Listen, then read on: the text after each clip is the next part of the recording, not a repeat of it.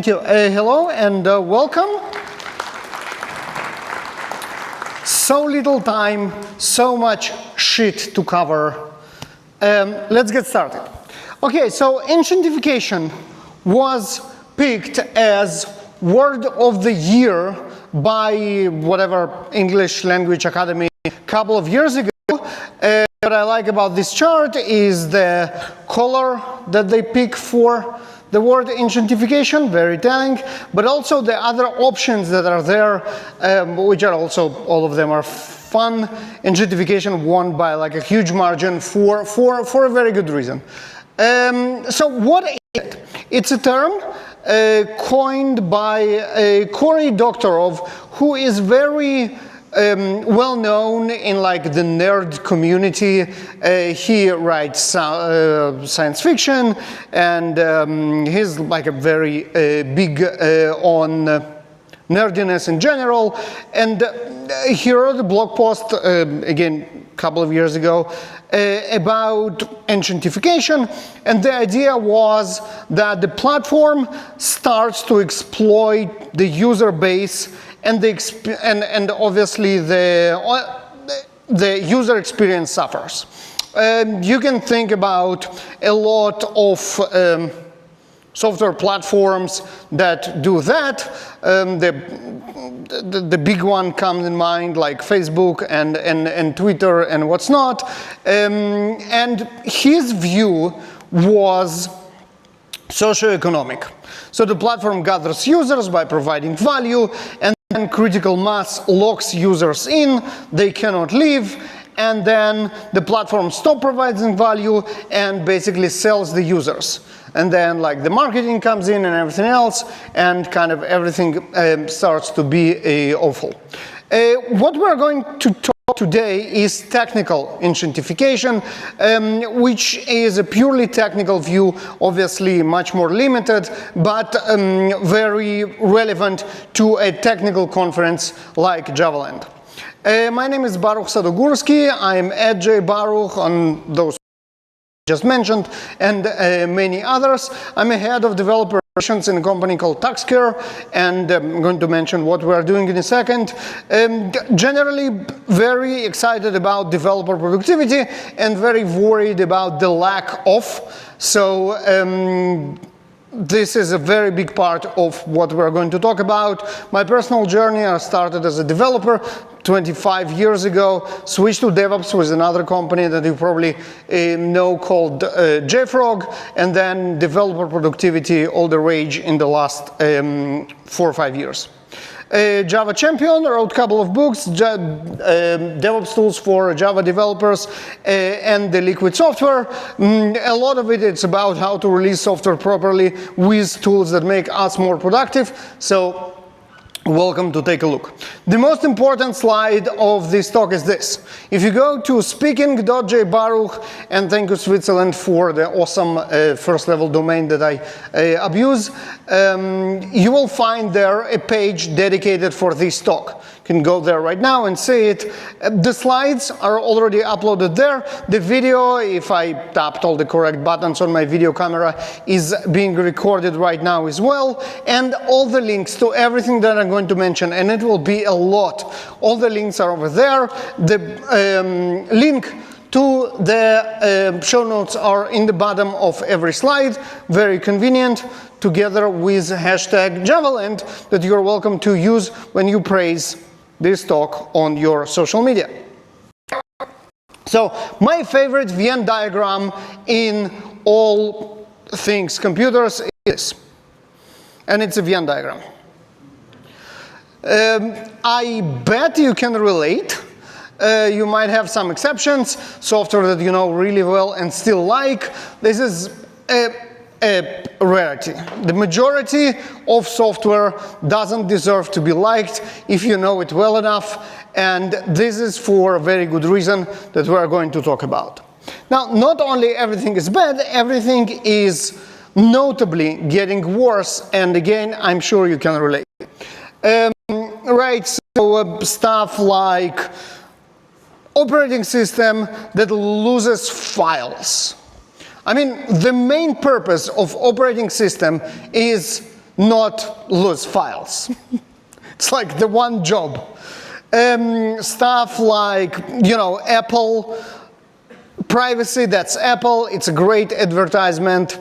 One of the most horrific privacy breaches was by Apple. A couple of years ago, they released a version of iOS that allowed you to start listening to the other side of a FaceTime call before the other side actually accepted the call. Think about it. This is pretty scary. The scariest part is that it was reported by mom of some Fortnite player on Twitter, and it was ignored for weeks by Apple before they actually acknowledged it and did something to that. That's pretty bad. Well, Twitter or X, we all love to blame Elon for what it is. It wasn't great before, just to remind you. One of the most annoying bugs on Twitter or X is the auto scroll. You're gonna read the tweet and then it disappears because Twitter decided they want to refresh the feed. 2021, that's where Twitter support acknowledged that, and they say that it was there for years. And they promised to fix it in 2 months. Obviously, that's like 2024, and the auto scroll is still there, and people are still complaining. People got really creative about how to overcome it. I saw a recommendation to enable like an Apple script or whatever alternative on Android that takes a screenshot when you open Twitter. In case there was an interesting Twitter that's going to disappear in a second, you can always go to gallery and read it from there.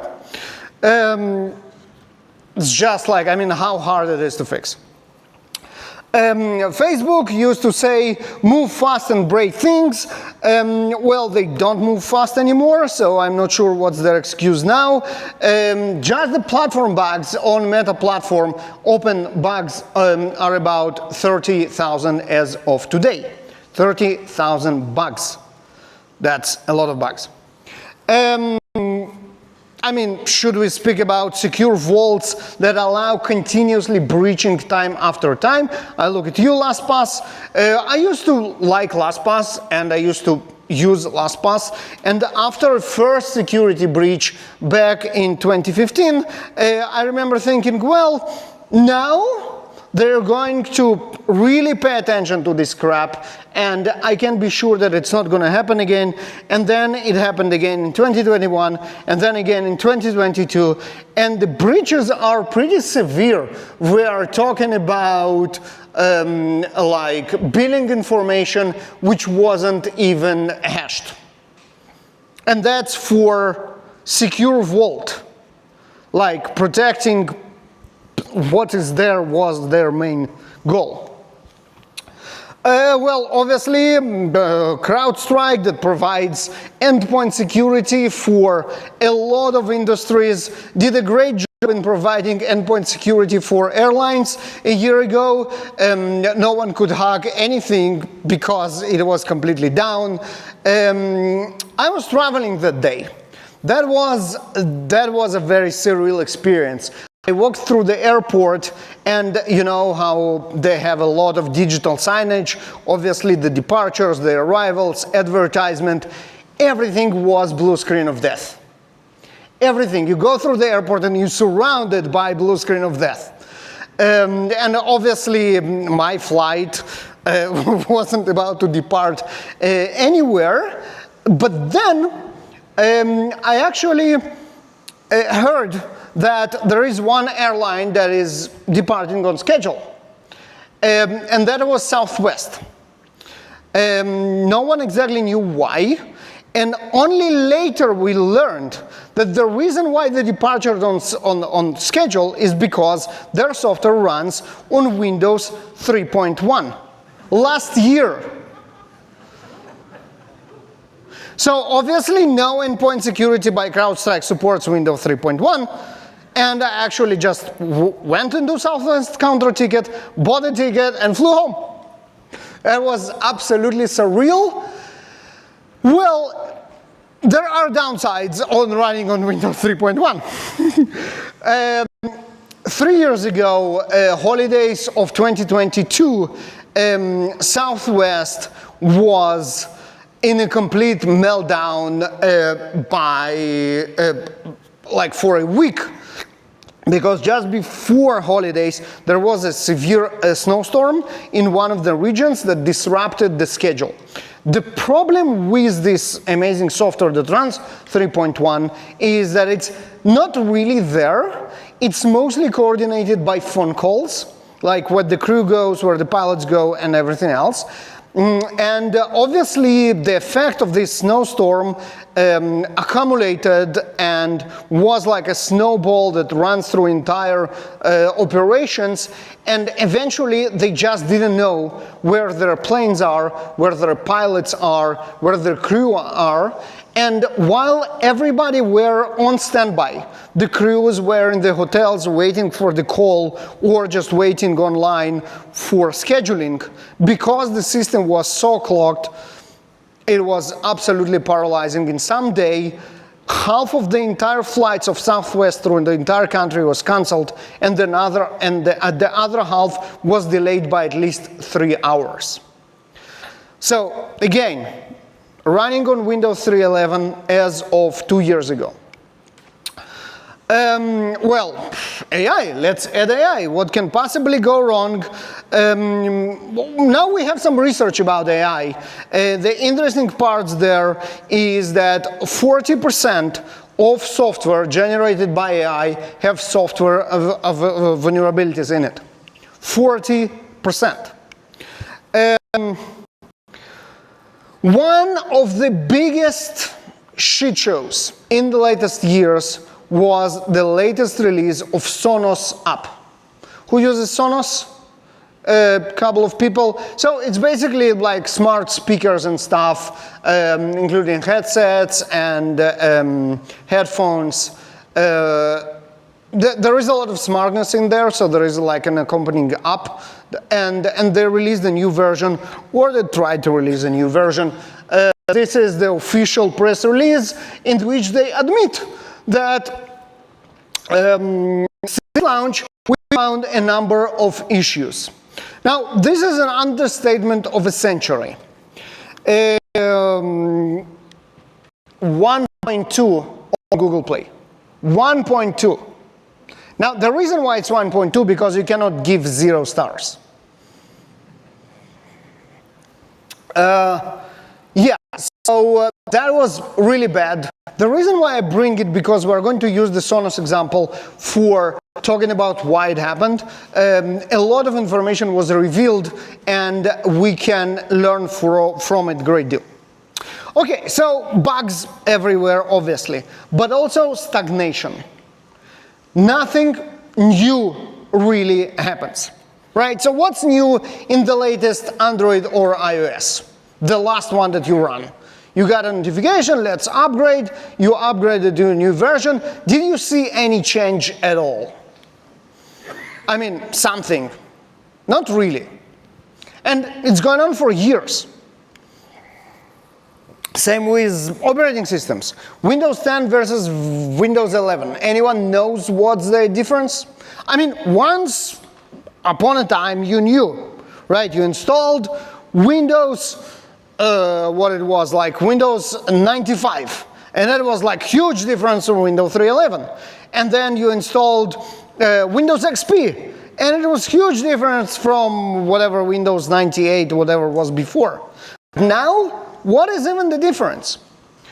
And not surprisingly, this is the adoption that is going nowhere, because why bother if there is nothing new? Right? So one of the reasons of the stagnation is just the speed of innovation. Can anything be even released in some reasonable amount of time? right? And just slapping chatbot on it doesn't really count. Air Canada tried it. They slapped a chatbot on their website as a support, and then some guy convinced the chatbot to give him a refund because, you know, chatbot tends to agree with you. So it did. And then there was Air Canada refused it. He sued them. And what they claimed in court is that since it's AI, it's its own entity, and Air Canada doesn't have any responsibility for what AI does because it's AI. It didn't work. They had to refund the ticket for this guy. And even slapping chatbots takes years. And obviously, the agentic Alexa, the new generation of Alexa, is a great example. They promised it in September 2023, year and a half ago, and you would expect from Amazon to do it because it doesn't seem that complicated. In the end of the day, you already have the hardware. We're talking about software update on the server that will stream like better answers through some kind of large language model. Well, it's still not there, right? There was an announcement a couple of weeks ago that it will come soon for a very limited number of devices in a very limited capacity. It's still not happening. I bet we will be around September 2025 when it will be generally available. So 2 years to slap a chatbot. Apple again, I mean, wireless charger. How hard can it be? They worked on the charger for 2 years, since 2017 to 2019, and in 2019 they canceled the project. Well, that's my favorite example. We were teased about the new look of Google sign-in for at least half a year, if not more. Eventually, what we got is just the arrangement of elements on the screen and nothing new. I was completely shocked when I saw the new version because it's not even worth mentioning, and they teased it as it was like the biggest thing out there. Well, promises of Elon about self-driving, it's an entirely ridiculous story. In September 2013, the full self-driving on Teslas was promised to come in 2016. We are, what, almost 10 years in. Don't get me wrong, full self-driving now is absolutely amazing. It's not full self-driving. It's supervised, you sometimes need to take over, so we're still not there, 10 years later. Obviously, a truck was supposed to give 500 miles, what is 800 kilometers of range and start in under 30,000. That was and released in late 2021. It was released in late 2024? No, 2023. Like what, 2 years late? Obviously 300 miles instead of 500 and more than double the price. So yeah. Bloat, the sheer size of software. You didn't expect quote from Stalin in this talk, but here you have it. Quantity has a quality of its own. Stalin mentioned it about how many tanks Soviet Union was producing. Well, what he actually refers is that they have enough people to throw on any problem and it will be solved. In software, the problem is exactly the opposite. Quantity generates bad quality of its own. And that's because the larger software we have, the more dependencies we have, the more components we use to create software, all that increases software of attack. And this is why bloat is still software's biggest vulnerability. Now, you might not realize how bad it is, but it's actually terrible. This is from the State of Supply Chain yearly report from Sonotype, and you can see the hockey stick, the astronomical rise of supply chain attacks in latest years. It's really picked up since 2021, and now we have 2/3 of malicious packages in our ecosystem that any of us can use directly, indirectly. And the larger software we have, the more chances that one of those packages, more than one of those packages, are there. This is terrifying. The problem is that software now is so large and so complex that it's almost impossible to untangle and simplify, to the point that companies just call it a day and produce alternative, lighter options for their apps. So you have a Facebook app, which is staggering, almost 500 megabytes, almost half a gig for what? Social network browsing the feed. And then, like, okay, we cannot make it any smaller. Let's just start from scratch and create Facebook Lite. That is a 1/10 of this app and doing 90% of the work. And it's not because they don't want the main app to be lighter. They cannot do it because of how complex and bloated it is. Well, Chrome and its memory consumption is just memes by now. Right? There are a lot. So just my favorites.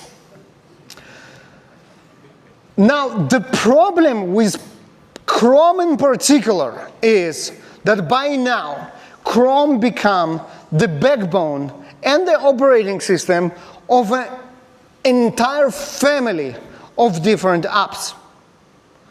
So all the browsers that run Chromium are Chrome and Eatingram, and all the apps that are Electron are Chromium that are Eatingram.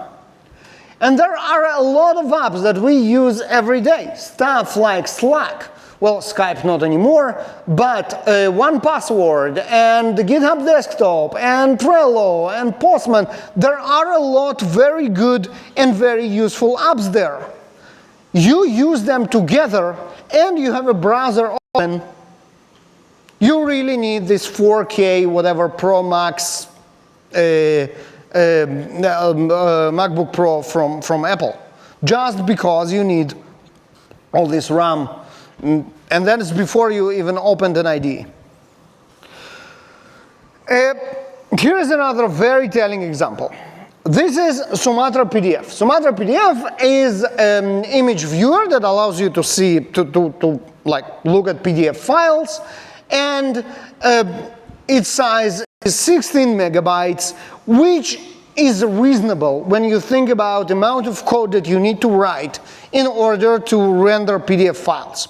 PDF files are complex, they have multimedia inside, so that's like 16 megabytes is more or less makes sense.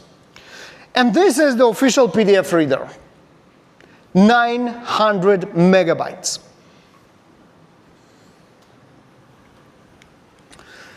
Okay, now websites suffer from exactly the same problem. The median page weight over time from January 12 to January 24 is constantly going up. And actually, now I think I did the math, like 8 times heavier than they used to be. Not sure why. Are they any better? Are the websites significantly better than they were 10 years ago? They're now adaptive to mobile, which is important. Does it justify like 8 size growth in page weight? I'm not sure. Another problem is that the features that are added, no one actually needs them or asks for them, and they remove features that people actually like and use. So here is a very stupid comparison about features of Windows 10 and Windows 11. So list of features removed from Windows 11. The Wikipedia entry is 5,000 words, characters. New features added is 15,000. So it looks like they removed like a third of what have been added, and no one said that those features are actually the ones that someone been asked for. And obviously, the need of pushing the new version at all costs, and we're talking about Sonos again. So it has to be released on May 7th. Why? No one knows why. What corners have been cut? Broken local music library management, no sleep timers, no ability to edit playlists or seeing song queue. For a music management app, how is this acceptable just for the sake of releasing a new version? So why all this happening? Let's look why, and I continue with Sonos because we have a very good idea why it happened, and it's very, very telling. So there was a leak, whistleblowers spoke to the press about what happened inside, and this is how we know. So first of all, no code. To get new features out, someone has to write code, and code is not written. Latest surveys show that median code time per developer is 52 minutes a day. Now, whoever tells you I'm coding for 8 hours is bullshitting, because obviously a lot of our job as developers is not directly writing code. I'm not talking about meetings and emails, I'm talking about architecture, thinking about stuff, refactoring, deleting code and what's not. But 52 minutes, less than an hour a day, seems not a lot to generate new features. And obviously, there are many ways to screw up, especially when you are in management, to do it with overconfidence. Again, Sonos, officer instituted company reorganizations that caused chaos. People have been following this company, but like how they worked. They separated people that has been working together, creating great products. I don't understand what could be motivation for this, and stuff like former workers who were pointed to yelling and screaming in meetings at employees trying to warn the higher-ups. Right, so some developers raised red flags and they were yelled and screamed at. So yeah, management, a lot of it to blame, and bad organizational habits can definitely kill productivity. Stuff like, even how your office is organized is also very, very significant. Gloria Mark, doctor that specialized in researching human attention, released a book last year called Attention Span. It's an amazing book. I will bring you 2 facts that is very relevant for what we are talking about in this talk. So first of all, just scream if you think you know. How many times people are, on average, checking email during the day? Just like yell. 7, okay. Other ideas? 30, other? 80. 80, almost. 77. Whoever said 7, I love your optimism. Yeah, I wish. 77 times a day. Now, the problem is not checking the email 77 times a day. This is fine. The problem is that those 77 times are actually context switching from something else. For example, writing code. The problem with context switching is getting back to what you have done before takes how long? 20 minutes, 20 minutes, 10 minutes, 10 minutes, 25 minutes. 25 minutes. Now, this is profound. Think about, you run your build in your code. You run like whatever, Maven verify. You remember not to do clean build, right? Maven verify. Or you run Gradle or whatever. And then it runs for like what? Couple of minutes?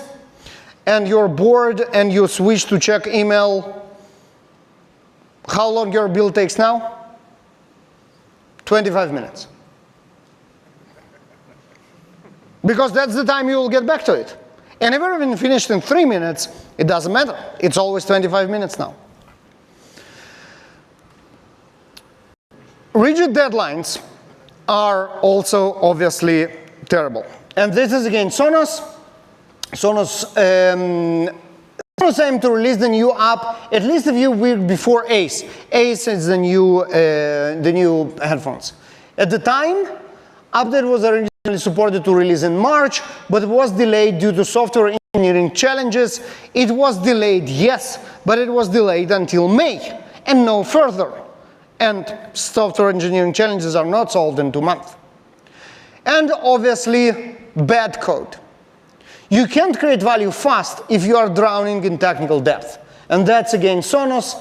One reason for the app's failure is the outdated code infrastructure the prior app was aimed for. Technical depth that has been built for up to 20 years before the update. Obviously, when you have technical depth of 20 years, you cannot innovate. And it's not just Sonos. What impact technical depths having on your reliability of innovate? You can see here that 70% says that high impact and significant impact are that's what the technical depth has. A great metric that I would highly suggest for you to implement is onboarding time for new developers. How long it takes to a new developer on your team to do their first meaningful commit. This is a great metric for your technical depth. If they cannot do it fast enough, it means that no one, including you, who knows everything about this code, cannot innovate. Now, AI generates tons of bad code much faster than humans, which is pretty awesome. Garbage in, garbage out, it learns on bad code, and now it spills bad code in quantities, right? And other research, GitHub Copilot, Amazon Code Whisperer, and the ChatGPT, 65.2, 46.3, and 31.1 was wrong. The code that was generated was wrong. Right, so on average, 50% of all the code generated was wrong. Now the problem with that as opposite to your bad code that you at least feel responsible for, no one feels responsible for this crap. This just goes and lives there and complicates everybody's life without anyone taking any responsibility. Not only generate technical depth, it managed to come up with absolutely new ideas of technical depth. Like 4 new technical depth categories were invented by AI generating code, which is pretty awesome, I think. Yeah, medicine battle to understand tech. And here, the best example, the most scary example, is security. The problem with security is that it's extremely complicated and gets complicated all the time. But we are, in general, not experts in the field. So we don't have what it takes, the specialization that it takes to actually understand what is wrong and how to fix it. And what else? Wrong features. Product managers, how do product managers know what we, the users, want? They have no idea.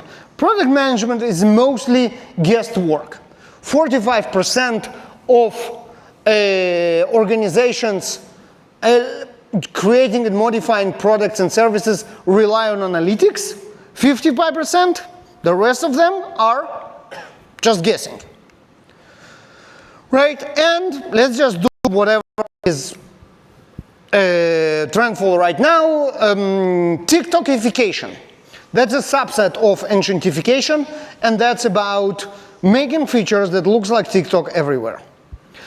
That's obviously. And AI, especially AI assistants. This is my WhatsApp. Apparently, I have AI assistant in WhatsApp, and I have conversations with it, which I have no recollections of. I have no idea where it comes from. I didn't ask for it. I don't want it, but it's there, and apparently I asked it something, which I didn't. All right, so now we have 5 minutes to fix it. Are you ready? Let's fix it. So first of all, you need to know what is fixable. And I will give you examples of what really can be fixed. So first of all, productivity. Productivity, how to write more code, is definitely fixable. Keep loops tight. You need to invest in fast feedback in your builds, in your CI, in whatever you do. Automating everything. It's especially easy now when you can actually write tons of those small scripts that automate stuff using AI. It's not production code. You generally don't care how terrible it is. As long as it works, you will rewrite it in 2 months. Fine, use it. Power naps, haha. Surprisingly, very useful technique for improving productivity. You should do it. And distractions are terrible. You need to protect focus time. One way to protect focus time is use specialized tools driven by AI. How funny. Reclaim.ai, one of my favorite tools for improving productivity, it knows how to protect your calendar to give you this focus time without compromising your availability for important meetings and stuff. Take a look, it's really cool. You need to use AI, obviously, but you need to use it smartly. Use specialized AI tools. Don't ask general ChatGPT to write code. Instead, use the right tools for that. Specializing tools are better than general ones, and running AI locally gives you control and privacy that you and other answers that you generally want. New trend of agentic IDEs is really cool. Stuff like JetBrains Juni and Windsurf and Visual Studio Code Copilot with agentic mode are really cool things as long as you keep them in check and generate the code that you can actually verify. Now, the way you verify it is by using other tools. For example, tools like Coda, which is an AI agent specializing on quality control. So use different tools in order to prevent circular verification.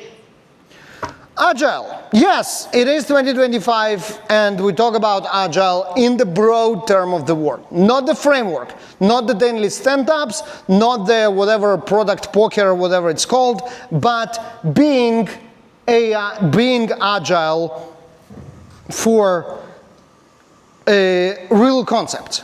Reaction to events, not planning ahead everything. Deciding as late as possible, but not later, to have as much information as possible. Doing small bets and small experiments that are easy to undo. And be biased for action. Actually do something, because done is better than perfect. Mark Schwartz is one of my favorite authors on the topic. He wrote a lot of books about, none of them have anything to do with Agile in the title, which is absolutely awesome, but it's all about the culture of being Agile organization.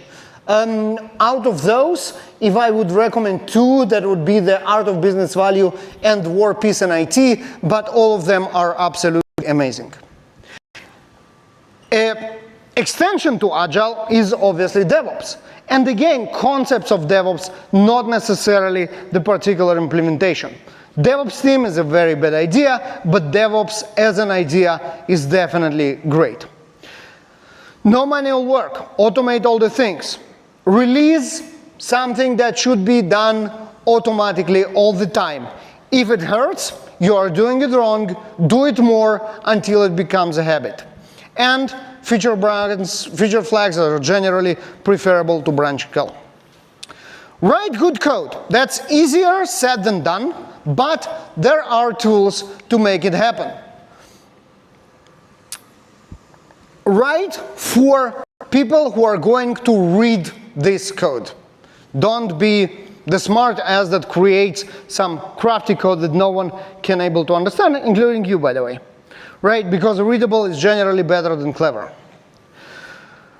Always refactoring. This is how we battle the technical debt that we spoke about. Refactoring is must because better code never gets better on its own.